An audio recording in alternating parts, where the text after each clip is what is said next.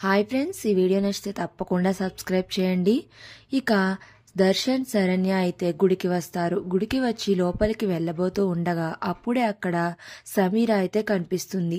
సమీర గుడి మెట్లు ఎక్కడానికి ఇబ్బంది పడుతూ కనిపిస్తుంది. దాంతో జాలి వేసి దర్శన్ అయితే సమీర, నువ్వు బాధపడకు, నేను నిన్ను తీసుకువెళ్తాను అని సమీరాని ఎత్తుకుని దర్శన్ అయితే గుడి లోపలికి తీసుకువెళ్తూ ఉంటాడు.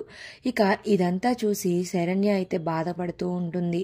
ఇక సమీర మాత్రం నవ్వుకుంటూ, చూడు, నువ్వు అలాగే చూడు, ఈరోజు ఎలాగైనా సరే దర్శన్ చేత నా మెడలో తాళి కట్టించుకుంటాను అని మనసులో అనుకుంటూ శరణ్య వైపు చూసి నవ్వుతూ ఉంటుంది.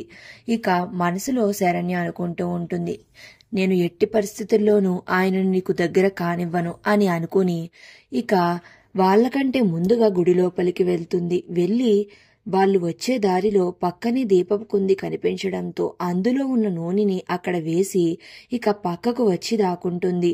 ఇక వాళ్లతోటే వెనకాల నడుస్తూ వెళ్తుంది. ఇక అక్కడ నూనె ఉందని తెలియని దర్శన్ అయితే అడుగు వేసి జారి కింద పడబోతూ ఉంటాడు. ఇక దర్శన్ అయితే శరణ్య పట్టుకుంటుంది. ఇక సమీరనైతే కింద పడేస్తాడు. దాంతో సమీర నడుము అయితే విరుగుతూ అమ్మ అని అరుస్తుంది. ఎలాగైతే శరణ్య దర్శన్ని తన దగ్గరకు చేసుకుని సమీరాను కింద పడేలా చేసింది. మరి నెక్స్ట్ ఏం జరిగిందో తెలియాలంటే ప్లీజ్ సబ్స్క్రైబ్.